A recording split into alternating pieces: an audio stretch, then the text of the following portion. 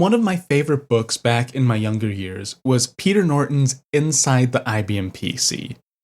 You must remember here that my exposure to computers was a little strange, to say the least. My first machine that I actually programmed on was a hand-me-down from my father. It was this beautiful IBM AT clone, made by a local computer company back in, I think, the late 80s. If I recall correctly, the company's name was something like Pacific Rim Computing. Nice and generic, something that matched its generic steel case. It only had a monochrome display adapter, so my world was contained in this tiny amber CRT display. I can still remember the clacking of the old full-height hard drive as it booted up. The computer ran DOS 5, which I only vaguely understood at the time. One summer, it must have been in middle school, I decided I needed to actually learn how to use DOS. To do so, I reached for a book on my father's shelf. That was, of course, Inside the IBM PC. Earlier that summer, I had set up a hammock behind our house. It was tucked between two trees and the manger where we kept dry firewood. I spent ages in that hammock reading all about the wonders of IBM's little machine, drooling over the idea of a Hercules graphics card, and transfixed by the promises of protected mode. If it wasn't the first technical book that I read cover to cover, then it was at least one of the earliest. I still have that same copy of Inside the IBM PC sitting on my shelf. This is, of course, the revised and enlarged edition. I've actually been thinking about that book a lot lately. I've started to receive boxes of books from listeners. It's been a huge boon to my collection, and it's something I can't possibly express my full gratitude for. But a funny side effect is that I've been continually reshuffling and rearranging my shelves in my office. The home office really keeps going through these cycles of order and chaos depending on the whims of the United States postal system. I've been keeping my books better organized as a result. Currently, I have texts shelved by broad category.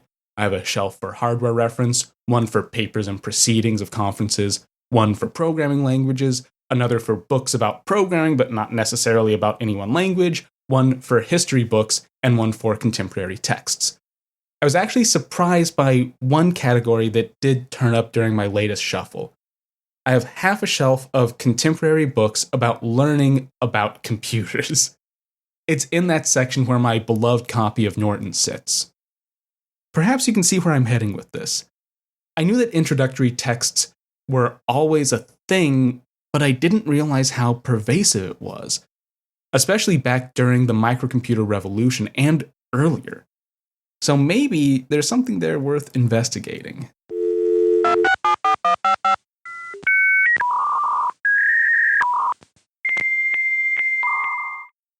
Welcome back to Advent of Computing. I'm your host, Sean Hass, and this is episode 131, Computer Books? Today, we're revisiting a classic genre here on the show, the open-ended investigation, or rather, the good old Sean Gets Wrecked episode. The recipe here is simple. I find something that seems interesting, I work up some questions, and then I go in with absolutely no plan. This time, the target is simple. Introductory books about computers. At least, that may look simple on the surface. What I have in mind is something a little more complex, so allow me to explain my meandering train of thought, and I think the word of the day is going to be meandering. The history of computing is intimately tied to the history of accessibility. That's one of the big arcs we can follow. Computers start out completely inaccessible to almost the entirety of the population. They're purely research tools at big federal installations. The public doesn't even really know they exist initially. Over time, computers become more and more accessible until today, when computers are just a casual fact of life. There are many aspects to this transition. One is pure cost. As new technology and techniques have been invented, computers have become cheaper. So cheap, in fact, that almost anyone can own their own genuine 100% authentic computer. Another aspect is the interface. This is sometimes called the human factor. Computers start out difficult to use, but slowly become more and more user-friendly. Punch cards give way to time sharing, which gives way to things like BASIC and DOS, and eventually GUIs, with a healthy splash of hypermedia somewhere along that path. We can add a third pillar to this, one that I think is easy to overlook. That third pillar is education. On the big, exciting side, we have things like, well, institutional education. There are no computer science degrees in 1945, but over time, that number goes up. Degree programs have become more prevalent, and as a result, more certified computer people have been created. Computers have also become more common in classroom settings. Grade schools and high schools start experimenting with machines, at least in the 1970s, and over the years, that adoption continued. Thus, more and more people know how to use computers as a consequence of compulsory education. But what about less exciting forms of education? What about stuff that's not state-sponsored? Or maybe stuff that's more hobby-oriented? That's where these texts come into play. Computer books, in theory, fill this gap. Maybe you never learned about computers in school and you don't intend to get a full PhD about it. Or maybe you were exposed young and just want to know more. In that sense, these computer books function as a means to make machines more accessible to the general public. This also connects up nicely with another topic I covered years and years ago. In 1979, the BBC started their computer literacy project. There was this problem that was identified with the rapid rate of digital progress. Computers could remove a lot of jobs for the workforce, so it was imperative for citizens to learn to adapt. This was a multi-pronged initiative. On one hand, it would introduce computers into classrooms, like the BBC Micro, but on the other was more informal education for the general public. That was done, in part, via introductory books to computing. In this episode, we're going to be meandering through a series of computer books. My goal here, besides just some good old fun, is to see if there's any common thread. What's the message, or is there even one? I want to examine the differences between these public-facing books and computer textbooks in general. What corners are cut, what's being simplified, and what's being emphasized. In theory, a popular text should be very different than a computer science curriculum.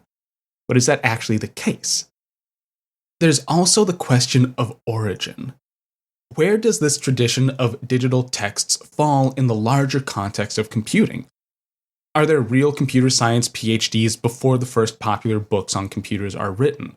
Or are these tomes actually a consequence of degree programs? Are people going out getting the first PhDs in computer science and then writing publicly disseminated books on the topic? I just don't know. If these questions sound a little rambling, then, well, they are. I'm going to be rambling for quite a while this episode. As I said, it's the classic Sean Gets Wrecked style, so be prepared. Let's kick things off with a definition of scope. I can already hear my long-suffering product manager at work applauding that idea. When I say computer books, I'm talking specifically about books written for public consumption. These are targeted either at hobbyists or, more generally, at a general public audience. I'm not going to be considering textbooks, academic papers, or collections thereof. This means we aren't looking at any books with titles like Proceedings of ... Rather, we're looking for books that the average person could have picked up, read, and understood. This leads into a bit of an interesting question. When did the general public actually learn that digital computers existed? This is a surprisingly tricky question to answer. Most of the first generation of digital computers were war machines, developed during the Second World War in federally sponsored labs. Take, for instance, the Colossus. That machine was built by the British government to crack encrypted German communications. Information about Colossus was kept secret for decades following the Second World War. My research seems to indicate that ENIAC was the first machine to be publicly announced. Now, I am open to argument there. That may well be incorrect. As far as I can tell, Zeus's Z3 wasn't widely publicized, but I don't read German very well, so I may be wrong in that. There may be a news article that I'm missing or a press release that I just can't access. Machines like ABC are also out of the question. That computer only really existed and was only ever used in a single lab. There may be press around some of Bell's early computers, but those were more calculating machines and were usually described as such. All of the signs I found point to a 1946 press release from the US War Department. This press release, published in February of 46, came just 6 months after Truman's announcement of the atomic bomb. You can actually hear echoes of that earlier announcement in this ENIAC release. This new machine, termed a mathematical robot, is, of course, ENIAC, the machine we know and love. The War Department goes on to explain that it was developed as a weapon of war, to calculate firing tables in preparation for any future conflicts. From there, it goes on to explain how ENIAC represents a great opportunity for peacetime. ENIAC and machines like it will help to augment the ability of physicists, engineers, and mathematicians. Incidentally, the atomic bomb announcement follows a very similar structure. There's an announcement, description, and then the assurance that there is some peacetime use of the new technology, and there is some money that will be set aside for dealing with that. It's at this point we encounter the first pattern that I've noticed. It seems that most computer books, or press releases in this case, struggle to explain why computers should matter to their target audience. The press release's hook is basically that these computer things are going to be revolutionary, but trust us, you gotta just trust us. To quote, official Army sources made it known that research laboratories of several large institutional firms have expressed active interest in the machine. These include manufacturers of electron tube jet engines, gas turbines, and other types of engines, spending vast sums of money yearly for experimentation and design research on their products. These firms are naturally interested in any means of reducing such costs. It is further felt that better, more scientific designs will now be possible as a result of the new machine's facility for handling hundreds of different factors in one computation. End quote. It's going to be wild. Everyone will want a computer. Just you wait. This press release is justified. On a serious note, this is actually something for us to keep an eye on. It all falls back to my constant reminder. Sitting here in the 21st century, we know exactly how things progressed, more or less. We know that computers were revolutionary and still are revolutionary in many ways. We know that digital machines will reshape the world. We know every step that was taken along the way, and that ENIAC falls right at the start of this long arc.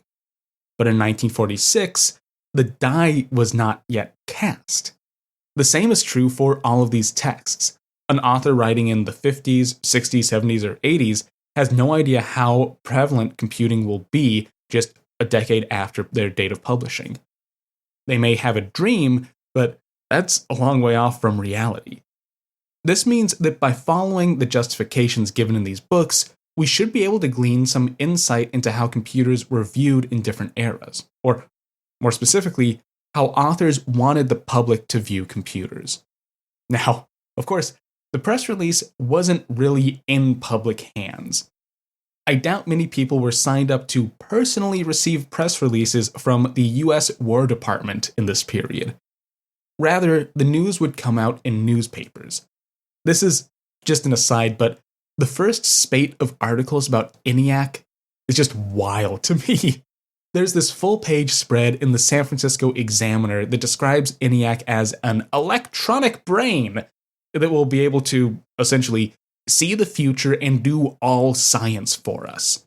It's accompanied by this wild illustration of a giant robot literally towering over clouds and standing on top of skyscrapers. I unironically love this and kind of want a poster just of the art, because, the electronic brain of the future will tower over humanity. It's just something I love. These period pieces are hilarious, and personally, I just think they're fascinating. But that aside, this means that most people's first exposure to computing, if we can call it that, was very sensationalized. We get the full range where on one side, official press is trying to say that computers are going to be revolutionary, please trust us. They're a big deal. Please, there's a lot of money that will be spent on these. And on the other end, you have the giant robot of doom that will automatically solve all of humanity's problems, see the future, and trample the earth itself. Into this fray enters our first computer book. It is, as near as I can tell, the first book dedicated to explaining computing for a general audience. That book is called Giant Brains, or Machines That Think, written by Edmund Berkeley and published in 1949. That puts us just 3 years after the public announcement of ENIAC. Berkeley isn't a computer scientist, but given the era, that's normal. Computer scientists didn't officially exist yet. We're more looking at mathematicians, engineers, physicists, and some biologists and psychologists. Actually, there are a lot more psychologists in the field early on than you would ever imagine. Berkeley fits this mold of unexpected backgrounds. You see, he was an insurance actuary. Edmund started working as an actuary for Prudential in 1938. Now, this sentence is going to sound really boring, so brace yourselves. Insurance companies were actually drivers of innovation in this time period. Roll any eye you want to roll, but look at it this way. Insurance companies were one of the few places actually dealing with large amounts of data and running large-scale calculations. You have research labs, government projects, then things like banks and insurers. Those last two may not have had the same cool factor as, say, the Manhattan Project, but they needed very similar tools as those developing thermonuclear bombs in this period. As a complete aside, there were actually some very interesting patents written by insurance folk around data management in this period and earlier. Berkeley, however, wasn't exactly on that side of things. As an actuary, he was more of a math dude. Before joining Prudential, he had earned a BA in mathematics and logic from Harvard, so the dude knew his math. I think it's easy to see how this leads, in abstract, to computing. Berkeley is working in a math-heavy field, and he has a formal education in the subject, and institutional backing. More specifically, Berkeley had entered this realm at a wild time. In 1939, he saw a demo of Stibitz's relay calculator at Bell. He immediately understood that, yes, computers were going to be revolutionary. They could automate away so much of his work. But more than that, these automatic machines could make for a more rational world. There's this book on Berkeley called Edmund Berkeley and the Social Responsibility of Computer Professionals by an author named Longo.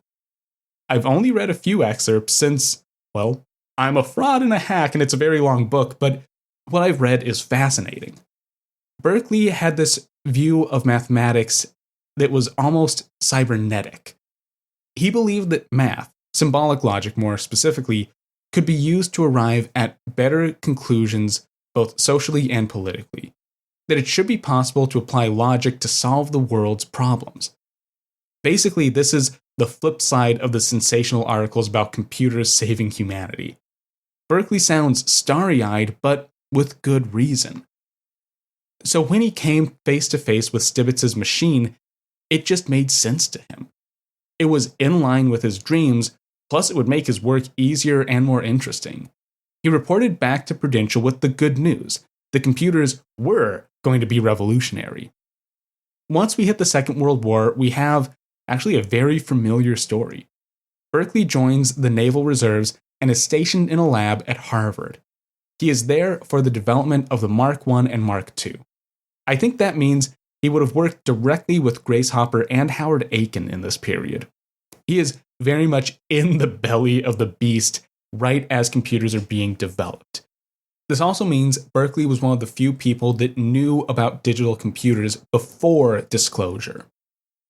After the war, he goes back to Prudential and makes one more final connection. Berkeley gets hooked up with John Mauchly. Now, this is an especially turbulent period. The ENIAC project is basically over. It's shipped off to a government lab down at Aberdeen.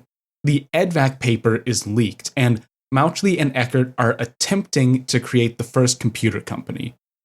Prudential Insurance becomes one of the first companies to order a computer from this new company, at Berkeley's urging. So Berkeley, as much as anyone, has some real street cred here. He's just about as knowledgeable about computers as you could be in this period. Giant Brains actually comes out of this very period, when Berkeley was deep in the trenches. He started planning the book in 1942, just as he was starting his wartime duties at Harvard. The reason for this book is pretty clear. As a total devotee of the machine, Berkeley thought that all peoples should hear the good news. Computers were going to bring about a revolution. It wasn't a matter of if, but of when. The public needed to understand what was coming, and there were currently no resources that would do that. The text is intentionally written to be easy to understand. It's meant to be approachable. That's one of the reasons that the book took so long to write. This leads to some interesting consequences. Giant Brains is undoubtedly easy to read. In preparing this episode, I blew through the book, something that isn't always easy for me to do. So hey, dyslexia seal of approval there. It's one of those books that grows in complexity as you read it. It starts off with the basics, the qualitative whats and whys of a computer. It then builds up to more complex fare, eventually describing the mathematics and logic involved in machines and surveying existing computers. One of the weird consequences here is a pile of analogies. Specifically, Berkeley uses a lot of analogies with the human body. Now, this is something that made me perk up my ears. In the EDVAC report, the first description of a stored program computer with a shared memory space, von Neumann uses a very similar analogy. In that paper, Johnny von Neumann describes EDVAC in terms of so-called E-elements. These are explained as electronic neurons. Well, artificial electronic neurons, since neurons are actually already electronic to an extent. Von Neumann also explains EDVAC in terms of organs, those being discrete parts of the computer made up of these electronic neurons. I first assumed that Berkeley must have been taking notes from Johnny von Neumann. Berkeley would have definitely read the EDVAC report. It traveled widely and quickly in the community. I quickly, though, had second thoughts, because Berkeley actually has a very hefty acknowledgement section, and that section has no mention of von Neumann. So why are these two sources using a neural analogy to describe computers? That's weird, right? One is a draft report on a very early computer design. That's a technical document meant for experts, or at least what you would call experts at the dawn of the field. The other is a book explicitly written for those uninitiated in the dark arts. The answer is, I think, really, really neat. This comes from Longo's biography. Berkeley wasn't pulling from other traditions because, well, there were not other traditions. He was going to first principles here. He chose to use biological analogies because of his personal experience. He, as a human, worked as an actuary. He used his neurons, his eyes, ears, and hands to do math, shuffle data, and make logical decisions. These machines will be doing a lot of that work that Berkeley himself was doing. Berkeley did that by thinking. Therefore, these new machines, at least qualitatively, must also think. It makes sense, then, to describe computers as thinking machines. It followed that computers would then be composed of neurons, our own thinking elements. It just happens that computers use relays and vacuum tubes instead of gray matter. The first part of this book follows this basic idea to, I think, its logical end. Berkeley explains what computers are in very broad terms, always using this biological analogy. This starts with neurons and builds up to a full machine. And look, I get what Berkeley is going for. His approach makes a lot of sense in the early chapters. He's basically saying that computers take the place of humans in many thinking pursuits. Therefore, machines must think in some capacity. Therefore, it makes sense to describe a computer in human terms. I think that's fine. I don't see anything really wrong with that. It gets weird when we get to one of the later chapters, though. In the slow roll, Berkeley eventually reaches the point where he can describe an entire computer. He does so by laying out the design of a very simple machine that he calls Simon. This is where the analogy gets a little off. Simon is a very primitive computer. It's literally a 2-bit machine. It's also important to note that it's a Harvard architecture computer, meaning data and code live in separate memory spaces. This should be no surprise, since Berkeley is a Harvard man after all. Plus, Harvard architectures can be a little easier to explain. This is where you must prepare to, well, roll your eyes a little bit more. Simon is described as a little box with 2 light bulbs for eyes and 2 tape reels for ears. The ear part here is fine, I guess. The left tape reel is to input data and the right is to input the program. That's the organ that Simon uses to get input from the world. Ears. It's a little funny, but little dude has some ears. That works, that's fine. Then we get to the eyes. You will note that light bulbs are not input devices per se. You don't get voltage out from a bulb. Simon's eyes are meant as its outputs. The computer blinks its eyes to display data. So that doesn't track super well with the whole analogy, but at this point in the text, Berkeley is getting into the harder stuff, so while weird, I think it's okay. If you read up to the Simon chapter, then you should already know what's up. It's just the analogy breaking down before Berkeley falls into actual things like logic tables and relay circuits. Simon itself is a very stripped down machine. It only has 4 operations, but from that, Berkeley is able to explain very precisely how a computer works. It's kind of neat to go from the very broad qualitative to a very precise quantitative explanation in the text. From there, the reader gets a good basis in computer science. That allows Berkeley to break into case studies of actual computers. He talks about analog machines at MIT, Bell's calculators, ENIAC, the Harvard computers, and the Kalin-Burkhardt logical truth calculator. That last one I've actually never heard about and am definitely taking note of for later use. Anyway, that's the basic rundown here. Giant Brains comes out of research and industry. It starts generic, gets specific, and it uses a biological analogy to try and hook the layperson. All in all, I think it's a good first outing for the topic. It's a very reasonable text. If you didn't know about computers and you picked up a copy of Giant Brains, you'd probably read the whole thing and probably walk away with some understanding of what these things are.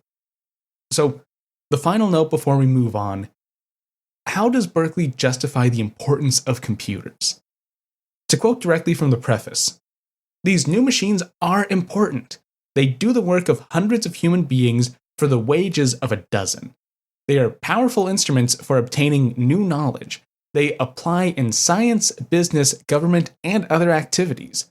They apply in reasoning and computing, and the harder the problem, the more useful they are. Along with the release of atomic energy, they are one of the great achievements of the present century. No one can afford to be unaware of their significance." End quote. This, I think, is an improved justification. Computers are important. They're going to do so much work for us, and you need to understand how important they are. I think this flips the script a little bit.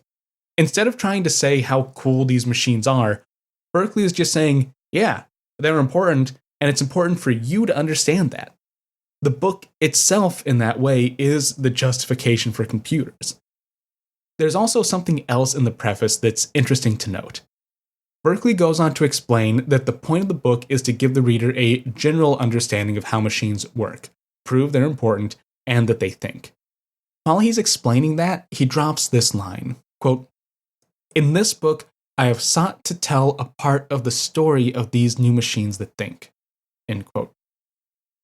In later chapters, he does tell the stories of the current field of machines. Those are the case studies I mentioned before. But context here makes this line more impactful. According to Longo, Berkeley had initially intended the book to focus around the story of computing, something like a contemporary history. It was at the urging of colleagues that he shifted to the more descriptive format. I think that works for the better. It makes it a more accessible text. But man, that would have been cool. Imagine a book detailing the entirety of the history of computing in 1949. That would have been slick as all get out. But I do realize that its current format is much more impactful, let's say. Okay, time for a little disclosure of my own. I did say this was a wild meander with no set plans, after all. I had tentatively planned to pick out 3 unrelated texts to cover, something like a representational sample. But that didn't work out. I was going through my stacks and I actually found another book by Berkeley. That book is called Computers, Their Operation and Applications by Berkeley and Lawrence Wainwright. The second author only contributed a few chapters, so it's still primarily a Berkeley book. Crucially, this text is from 1956. I say crucially because, well, that puts us in interesting territory. Mass production of computers had just begun. The digital age was truly upon us. But we're still in this vacuum tube era. Transistors barely exist. Memory is still in a state of flux, and programming, well, that discipline is still in its infancy. We don't even have Fortran yet. Like Giant Brains, Computers is an introductory text. It's described in the preface as something of a sequel to the earlier book. That said, it's still intended for a general audience. This is also an openly transitionary text. By that I mean we're stuck in this rapidly moving era. When Giant Brains was written, Berkeley believed that computers would be the future, but he didn't entirely put a date on things. He just assured us that computing was going to be a huge deal. By 1956, the pace of development was supercharged. As Berkeley wrote in the preface, quote, "Development in the field is so rapid that some of the information in this book will shortly become out of date. The sections describing machines at the time of writing were in the top rank of effectiveness. But many of the concepts and much of the discussion of applications of computer machinery in various fields are, we hope, likely to stay current for some years." End quote. We start the book with this exciting tension. I personally feel like some of the book is future-proofed. There are sections where Berkeley actually mentions transistors. This is kind of funny since TX0, the first transistorized computer, wasn't completed until 1956. That means that the text will have been written before TX0. Maybe Berkeley had connections, or maybe he was just reading tea leaves. Something else to point out here is the total lack of justification. The text doesn't justify its existence or try to persuade the reader that computers are important. It's just taken as read that computers matter and a general audience needs to understand them. And honestly, why shouldn't it be that way? In the 7 years since Giant Brains, the computer revolution had truly begun. The earlier text had case studies of just about every computer in existence, at least every computer the public knew about. That was about 5 machines. This newer book can't even take that approach. There are simply too many computers. 1956 is still very early in the chronology here, but that's been enough time for the field to boom. Berkeley identifies 170 unique types of computers, spread across unique machines, production models, and some oddities. In total, he estimates there are some 1,000 computers operating in the field. That's a wild increase from the handful we saw in 1949. given that context, it makes sense that no justification would be needed. The closest we get is a passage in the first chapter, to quote, "It seems clear that the 20th century will be remembered in the years to come as the century which saw two developments of the first magnitude in human affairs. One of these was the capture of atomic energy, typified by the atomic bomb dropped at Hiroshima, Japan in August 1945. The second of these developments was the harnessing of machinery to handle information in reasonable ways, which has quite appropriately been called the Second Industrial Revolution." End quote. That's all the justification you could ever need. Computing had turned from a small emerging field to the Second Industrial Revolution. The world was being fundamentally changed by the introduction of automatic digital computers. We were now in the future that giant brains and even the ENIAC press release promised us. However, that doesn't mean that 1956 was a recognizable future. I'll be frank here. I like this book. It's a wildly interesting period piece. Giant brains is cool and all, but that's very math-focused. Which makes sense. We didn't yet have the language to talk about digital computers. Machines were in the domain of mathematics, and Berkeley himself was a math man. By the time Operation and Applications comes out, some of that language is in place, but we're still in this period of flux. For instance, Berkeley has a whole section on the advantages and disadvantages of digital computers. Even just the fact that he has to specify digital computer should be enough of a tip-off. We're in the Wild West period. Now, I think we can all guess at the pros and cons here, right? Digital computers are fast, reliable, flexible, and highly accurate. In fact, they are as accurate as you want them to be. Memory permitting, of course. One of the surprising pros is actually just the memory itself. Now, this doesn't necessarily mean RAM or random access memory. Back in this period, memory was often used to refer to any kind of digital data storage. Berkeley specifically notes how things like tape storage give digital computers a huge advantage over other types of machines. The ability to store, read, and manipulate data is a huge pro in and of itself. The cons also hits the expected highlights. Computers are expensive in a number of ways. There's the upfront cost, the cost of the machine itself, plus the recurring costs of maintenance, power, and staff. That makes computers, in their current state, somewhat restricted devices. These early machines are also delicate. It's easy to break such a clockwork device. We also get some unexpected twists here.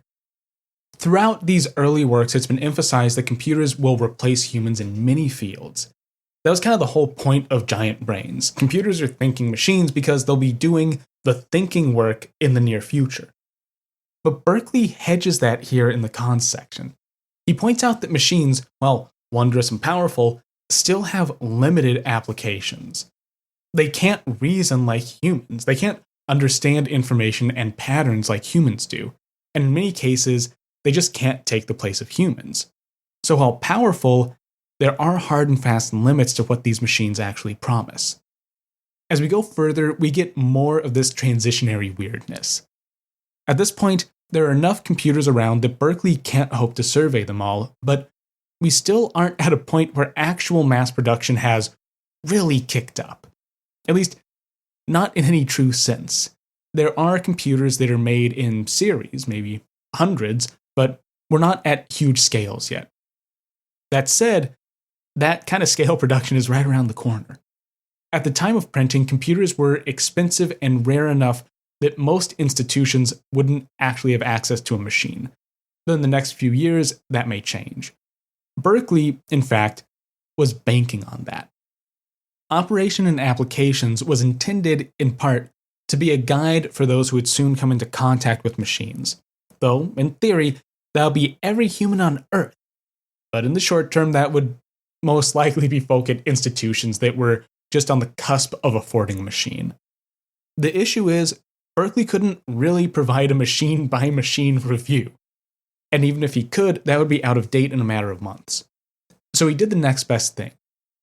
He provides this massive list of priorities and questions to ask when assessing a computer. He calls it the checklist of characteristics, and it's 7 pages long. It's everything from characteristics like digital or analog to capacity of the machine to accept numbers from one or more input mechanisms at the same time that the arithmetic unit is calculating. You may tell by the wording that the list is both extensive and cast in the most general possible terms. Each characteristic is ranked by importance, so you can figure out what actually matters. Now, at first glance, this reads like a bizarre shopping list. But I think it's a neat way to deal with growing pains. Any review would be pretty limited, necessarily. So providing this huge list of characteristics gives a way to generally understand what a computer is capable of. But wait, there's more. There is so much more to this book. By 1956, it's clear that analog computers are mostly on the way out, but Operation and Application actually has a whole section dedicated to analog machines. That section was penned by the second author, Wainwright. I will admit, I didn't get too far into it. I more wanted to comment on the inclusion of analog machines at all. In theory, analog should be dead. Digital is in the process of winning out, but that process is still ongoing. Hence why there's even discussion of analog machines. The field is shifting digital, but there are still analog machines out there and in use. This is due, according to the text, to the costs involved with computers. Analog machines tended to be cheaper and require less power to operate. The section also claims that analog machines were more simple. But I don't know if that's actually true. We are still dealing with highly specialized machines. That said, the fact that analog machines were older may have meant that more experienced technicians were kicking around. There are many more sections and quirks that make Operation and Applications feel transitionary, but I think this is enough to get the general idea across, right? Once again, we're at this point where nothing is written in stone yet. That's what's so fascinating here. Digital computers are becoming a big deal. The future that Berkeley predicted seems to have arrived, but there's not yet a guarantee that digital computers will persist. Let's turn back to something I mentioned earlier. In Operation and Applications, Berkeley drops the whole analogy thing. He isn't really explaining computers in terms of neurons and organs anymore. There are a few slips back into the old way of thinking, but by and large, he's writing pretty directly about computers. The question is, why the shift? Sadly, my later source, Longo, doesn't have anything about the second book, so I want to drop some speculation here. I think personally there are two factors at play. The first is the fact that Operation and Applications is clearly meant as a sequel to Giant Brains. It's not assumed that the reader already knows the first book, but Berkeley does explain that he tried to make this latter text stand on its own, that the second book stays away from topics covered in the first, hence why the whole biological analogy was dropped. The second speculative factor here is the state of computing in general. In 1949, the language around the computer was primitive at best. The field wasn't yet professionalized. By 1956, that process was well underway. Part of that process was the founding of the ACM in 1947, the Association for Computing Machinery. Berkeley was actually a co-founder of the organization. This was one of the first serious institutions dedicated to computing. This is also where we get the first journals dedicated to the field. I can only imagine that the founding and then growth of ACM had a profound impact on how Berkeley viewed and talked about computing. I think that partially explains the change in language. Operation and Applications sounds more technical and complex because the field itself was starting to sound more technical and complex. There's one more piece of this book that I want to cover, which will set us up for the finale. I did say this episode was going to be a ramble and a meander, right? In the middle of the book, Berkeley lays out a fascinating argument. It goes something like this. A lot of early press around computers positioned them as job killers. These new automatic machines would replace human jobs. Berkeley argues that the opposite is true. Computer adoption has actually created new jobs. At least, computers created new job categories. So while people may lose jobs in, say, accounting departments. For every job lost, there are more created for programming, dealing with the machines themselves, operations, everything around computing. But that leads to its own issue. There weren't actually enough programmers or system engineers or operators to go around. There was a need for trained people to fill these new roles, but there just weren't many trained folk around. This turned into a bit of a compounding issue. In order to train new initiates, you needed access to a computer. There were not many computers in the world, and the ones that existed were big, expensive, and fragile. Berkeley calls this last piece the VIP issue. Machines in this era were scarce, so they were only really used for very important problems, VIPs. Training, while important, wasn't a very important issue. As a result, there was a gap. You need to train up more digital folk to work with computers, but there weren't enough computers for them to learn on. One possible solution, which Berkeley posits, is to create a new type of computer: small computers. This, I think, is a fun approach. He proposes that we could train initiates on small, toy-like computers. That avoids the VIP issue by, well, making unimportant computers. Look at it this way. A tiny and underpowered machine can be used to teach all the fundamentals used in larger machines. Those machines can be made cheaply and in quantity. Further, since they're simplified computers, they aren't capable of tackling very important problems. This makes a whole new type of machine, a whole new approach to computing. A, dare I say, personal computer. But I get ahead of myself. Berkeley is talking about a new approach to building machines, about intentionally building little dinky computers and then using those as tools to train up people. Better still, he claims a computer exists that fits this criteria. That computer is one we've already discussed. Its name is Simon. I find it only fitting to close out this episode on computer books with an actual computer. I did say this was a ramble, so I believe I'm permitted. And besides, I think I've been pulled in by Berkeley's work. And really, why not? It's a really interesting body of work, and the historic context makes it all the more so. So, Simon. Back in Giant Brains, Berkeley uses Simon as a theoretical machine. He argues that the best way to understand computing is to understand a computer. So he builds up this tiny, simplified machine. And yeah, very fair point. Whenever people ask me the best way to learn programming, I always point them towards case studies and projects. Simon fills this same role. It's just this little 2-bit computer. It only has 4 operations. It can only blink data on 2 light bulbs.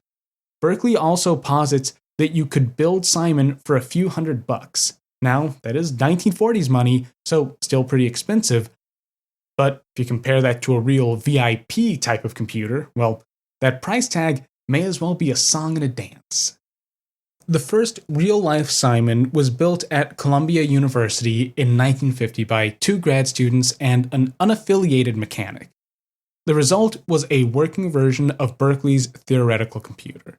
The grand cost was just $300, which is under $4,000 in today's money. So we're talking more used car cash and less house money. That same year, after a demo of the Columbia Simon, Berkeley publishes an article on computing in Scientific America. This outlines the current state of the overall Simon project and gives a basic description of the little machine. At this point, no changes have been made to the machine, at least no substantial changes. The power supply has been redesigned by the Columbia team, but I think that's it. The article does, however, share more of the ideology behind this tiny computer. One detail that I didn't pick up before comes down to the construction. 1950 is well into the vacuum tube era, but Simon doesn't use tubes. Instead, it's built using relays.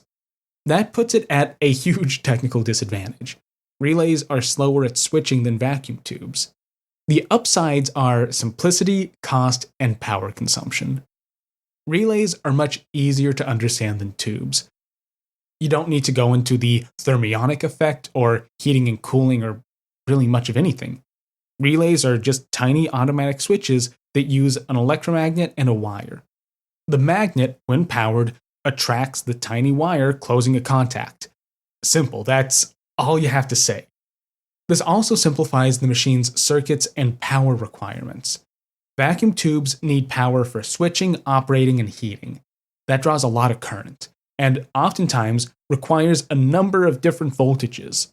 So while technically superior to relays, vacuum tubes are a bit harder to deal with. The final factor is cost. Berkeley assures us in the article that relays can be bought surplus for 60 cents apiece. Simon doesn't need a huge amount of relays, but it does need quite a few, so this cost cutting really pays off. Berkeley also explains what Simon's purpose is in more absolute terms. This is where we see the genesis of Simon as a small computer for education. Berkeley also envisioned the machine as a practical computer, just on a small scale. If Simon was extended and tweaked, it could be used to solve more complex problems while staying out of the realm of VIPs. The article closes with this passage, which I'm just going to read in full. I'm hoping it has the same effect on you that it had on me the first time reading it. To quote, "Someday we may even have small computers in our homes, drawing their energy from electric power lines like refrigerators or radios. These little robots may be slow, but they will think and act tirelessly. They may recall facts for us that we would have trouble remembering. They may calculate accounts and income taxes. Schoolboys with homework may seek their help.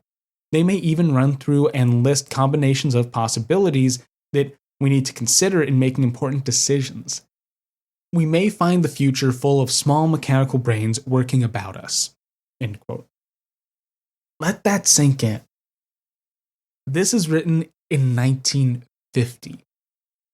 Berkeley is proposing personal computers, small machines that fit in the home that are owned and operated by a single person. And this isn't just idle speculation either. Simon is the first draft of this future. It's a silly little machine, but in just 1 year, it went from theory to practice. Berkeley had already witnessed the beginning of the computer revolution in earnest, and before his eyes was witnessing the first small-scale digital computers.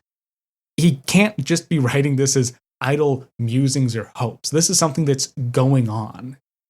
This is one of those things that leads to a reassessment. It has to, right?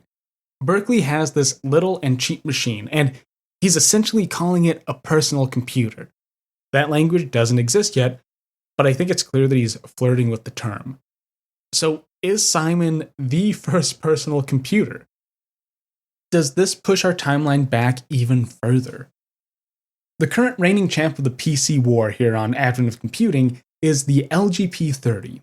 That's a machine that was first sold in 1956. It's about the size of a desk, could be operated by a single person, plugged into a normal wall outlet for power, and cost a mere $47,000. That's prior to inflation. This thing is about the cost of a new house price range once things inflate up. I call the LGP30 a personal computer because its designer, Stan Frankel, intended it to be such a machine. It was designed as an entry-level machine that would make computing more accessible. It had cost-cutting measures. It's easy to operate. It uses normal power from a normal wall outlet. In all ways except the price, it's a very personable machine. How does Simon stack up? Well, it's not really a competition here. Simon in 1950 isn't a useful computer. It's only useful as a toy for initiates. It's not going to be churning away any real problems anytime soon. So I don't think it's quite there, but it's very clear that Berkeley is on the warpath here. The other feature to note is that Simon is very much a kit machine. You can't buy a pre-built Simon computer. That's a big strike against personability, I think. That brings us back to 1956 and computers, their operation and applications. This is where we see the results of one of Berkeley's predictions. He had said in 1950 that Simon should be easily expanded. Well, it was. This is where things get tricky, and I know. I say that every time we talk about early computers, but these machines were just built differently. Simon was already a strange beast, and its expansion made it more so. When you read Berkeley's description of the new Simon, he states the machine can read numbers up to 255 and output numbers up to 510. That may strike you as strange. It did for me. Usually, when you're talking about computers, the big descriptor is so-called bittedness. You have an 8-bit computer or a 64-bit machine, or maybe 24 bits if you're a cool dude. That denotes the natural size of data the computer likes to work with.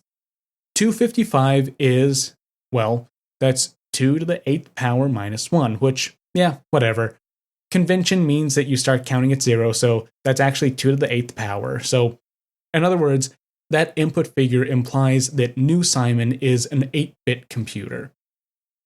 But then we get to that output figure. Why is it 510? Well, that's 2 to the 9th power minus 2. Okay, weird, but whatever. That's just under 9 bits. Deal with some convention stuff and maybe an extra bit. Let's just call it 9 bits.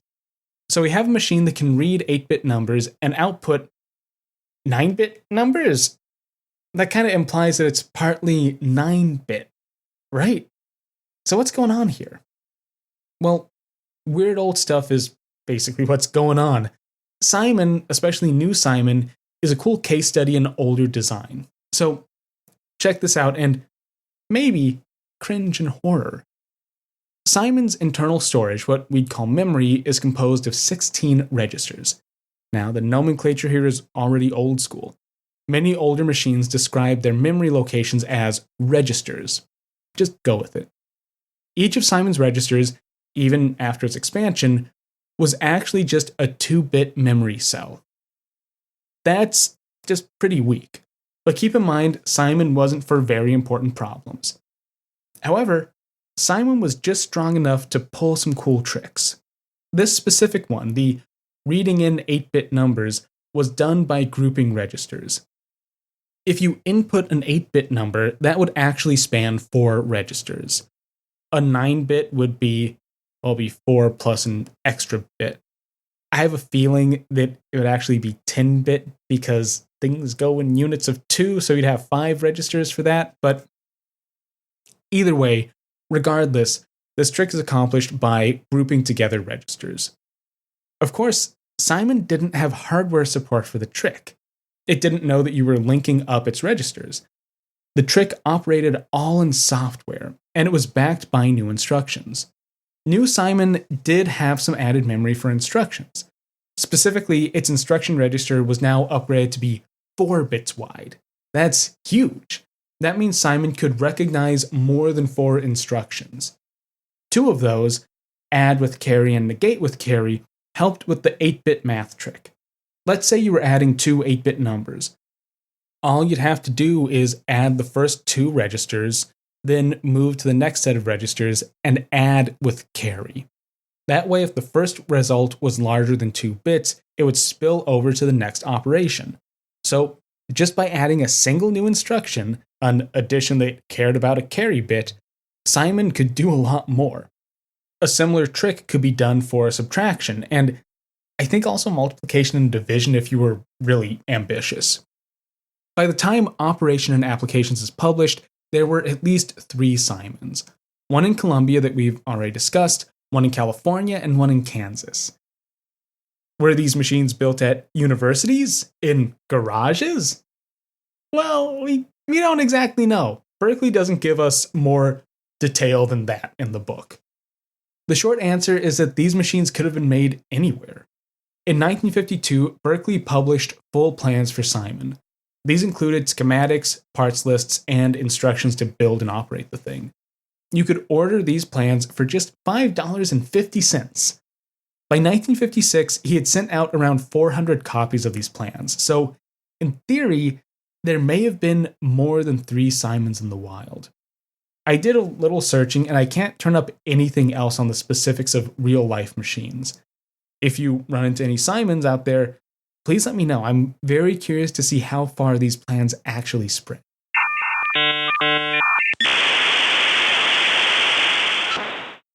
All right, we've reached the end of today's ramble. Did things go as planned? Oh no, they didn't, but we didn't really have a plan going into this anyway, and we did stumble on a very interesting story.